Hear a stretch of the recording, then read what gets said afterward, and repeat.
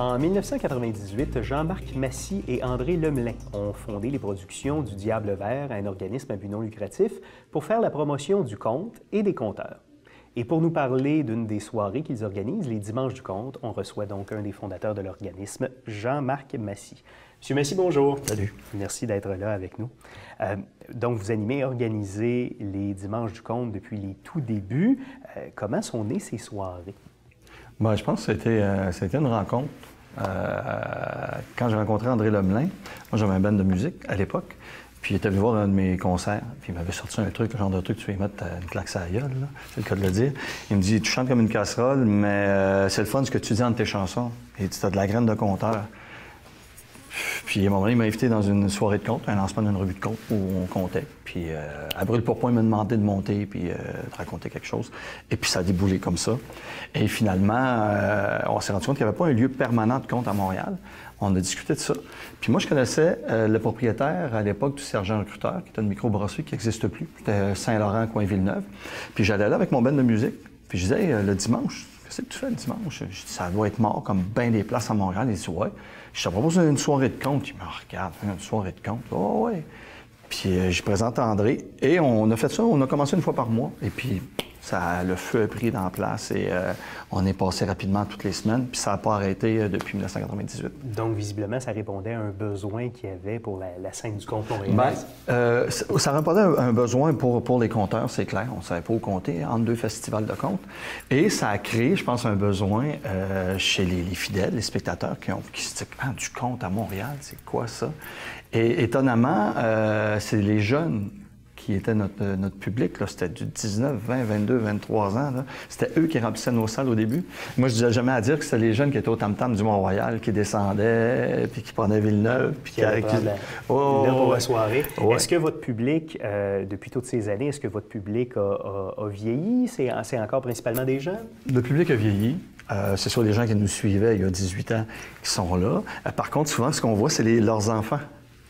Ils me disaient, mes parents venaient quand vous étiez sur Saint-Laurent-Villeneuve, parce qu'on est rendu sur Saint-Hubert, puis on a fait un détour par le Cabaret du Roi dans le Vieux-Montréal. Et c'est toujours... c'est un beau clin d'œil, je trouve, vraiment. Là. Et comment se déroulent les soirées, ces Dimanches du conte? Qu'est-ce qu'on y retrouve? Bien, soit il va y avoir un spectacle solo, c'est-à-dire c'est un conteur qui vient présenter son spectacle avec une pause, il y en a un entracte, et il y a Francis Desilets qui anime. Moi, j'ai animé les 15 premières années. Et Francis anime depuis les 5 dernières années. Donc, je continue à piloter le truc, à faire tout le travail derrière ça, faire la programmation et puis tout le reste, y compris passer le balai. Et Francis, lui, gère le plancher chaque dimanche. Donc, il accueille les conteurs, il les présente. Et puis, le conteur fait son spectacle. Et ça, c'est des spectacles solo. On a aussi des duos. Découverte. Donc, c'est des conteurs qui ont participé à... Nous, là, j'ai commencé par la fin. Il y a une soirée qui s'appelle Nouveau visage du conte au Québec, qui, à chaque saison... Donc, la relève, j'imagine? Oui, il y a une douzaine de conteurs d'un peu partout qu'on met là pour une soirée au Dimanche du conte. Et moi, j'anime cette soirée-là à chaque année. Et puis, je regarde les conteurs et conteuses qui sont prometteuses et je les mets en duo pour la saison qui suit. Pour leur donner une chance, pas tout de suite arriver, tu fais 5 minutes de compte, puis après on te demande 1h15. Là, non.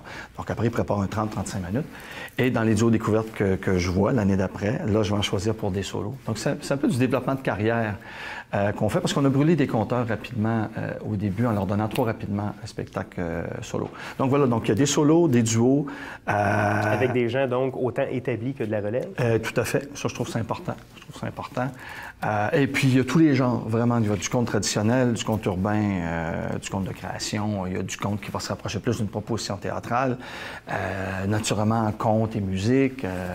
Donc, c'est une belle panoplie qu'on offre aux spectateurs. Et vous avez aussi des mois thématiques. Donc, où il y a, durant une période d'1 mois, les conteurs qui sont présents se regroupent au sein d'une même thématique. Oui, le mois d'octobre, dès les débuts des Dimanches Contes, on appelle ça Conte autour du globe. Donc, c'est des conteurs qui viennent de l'étranger. Comme cette année, on va avoir une conteuse libanaise, un conteur africain. On va avoir... Puis naturellement, il y a des années, on va naturellement mettre un conteur québécois ou québécoise, parce que dans l'ensemble du monde, je trouve ça important. Donc, et puis, Voilà, donc ça, c'est notre thématique Conte autour du globe. On a aussi le nouveau visage du conte au Québec. Ça, c'est une soirée, mais qui revient chaque année. C'est la soirée que j'ai expliquée.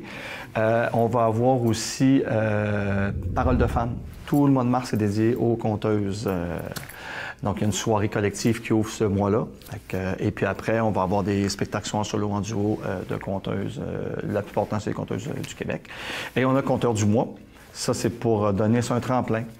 On donne le mois de mai à un conteur ou une conteuse qui se fait tout le mois de mai, tous les dimanches du mois de mai, qui va nous présenter ses classiques et qui va aussi nous présenter la première mouture d'une nouvelle création. Donc, ils vont se profiter de ce mois-là, c'est comme une forme de résidence aussi, pour amener un nouveau spectacle, une première mouture. On parle depuis le début de l'entrevue de contes. On entend parfois aussi parler de légendes. Quelle est la différence entre un conte et une légende? On est dans la narration, dans les deux. OK? La différence, c'est qu'une légende doit quand même être ancrée dans une certaine réalité. Dans une légende, tu peux avoir un personnage qui a vraiment existé. Tu peux avoir un village qui existe vraiment. Les choses peuvent être nommées, peuvent être identifiées et identifiables à des personnages ou des lieux qui ont ou qui existent vraiment. Alors que dans le conte, c'est pas obligé, loin de là. Si je prends vraiment l'archétype du conte, par exemple, du conte merveilleux, bien, c'est dans une forêt enchantée, il y a un prince, il y a une princesse. OK? Juste avec ça, déjà, on peut faire un bon bout de chemin. Alors, dans la légende, bien, ça pourrait être dans la forêt de Fontainebleau, en France, ou ça pourrait être dans une forêt à Maniwaki. On pourrait s'amuser à parler, on pourrait prendre... ça, c'est des lieux, tu vois, connus. Donc, dans le fond, si on prend par exemple, un conteur très connu au Québec, Fred Pellerin, évidemment, ce qui fait donc, c'est plus de la légende que du conte. Oui, ça fait... Et ça diminue pas la qualité de son travail, c'est pas ça? Pas du tout, puis ça demeure un conteur. Le conteur est là pour raconter. Est-ce qu'il va raconter un conte? Est-ce qu'il va raconter une légende? Est-ce qu'il va faire du récit de vie? Hein? Ça, à la limite, je dirais, on s'en fout un peu. En ce sens que, est-ce que tu me racontes une histoire? Est-ce qu'il y a des procédés de la narration qui sont là? Et est-ce que c'est bon? Moi, je dis toujours ça. Est-ce que c'est du conte? On n'est pas plus dans du monologue. Hein? Le débat n'est pas inintéressant. Moi, en tant que programmateur, ou surtout et avant tout en tant que spectateur, moi, j'ai quelqu'un de seul sur scène qui me raconte une histoire. C'est ce qui m'intéresse. Est-ce que tu le fais bien? Est-ce que tu le fais avec talent? Est-ce que c'est intéressant? Est-ce que tu as quelque chose à dire? Souvent, moi, je préfère avoir quelqu'un qui est à la limite du conte et du théâtre, par exemple, mais qui a quelque chose à me dire, que, mettons, un conteur, tu dis, ah oui, lui, il respecte la forme du conte, c'est un conteur, mais qui n'a rien à me dire.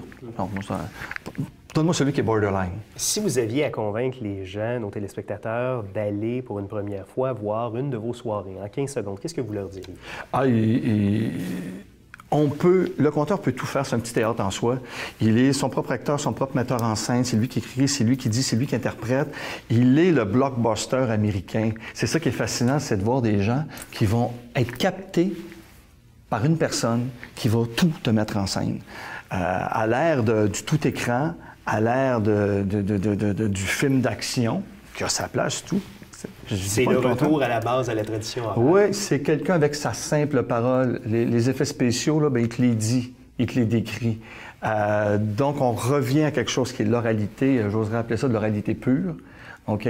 Et quand tu regardes des très, très bons films, une très, très bonne scénarisation, souvent, ça va suivre vraiment la manière de bâtir un conte, de bâtir une histoire. C'est à la base même, on vient à la source même, je dirais, d'une bonne histoire. Et le conte, c'est surtout avant tout de l'action, mais ça, c'est une autre histoire. En terminant, pour nos téléspectateurs donc, qui voudraient assister au Dimanche du conte, vous avez un site Internet où les gens peuvent aller chercher plus d'informations. Oui. Quel est-il? Il y a le site dimancheduconte.com, dimanche au pluriel, dans dimancheduconte.com, et il y a diablevert.qc.ca. Ça, c'est le site de notre organisme où on voit non seulement, on parle des Dimanches du conte, mais on parle aussi de nos activités autres, les spectacles qu'on a produits, des festivals qu'on va aider. Alors que le site Les Dimanches du conte, c'est vraiment sur la programmation des Dimanches du conte. Jean-Marc Massy, merci beaucoup et puis bon succès pour votre saison qui s'en vient, les Dimanches du conte. C'est bien parti. Merci. Merci à vous.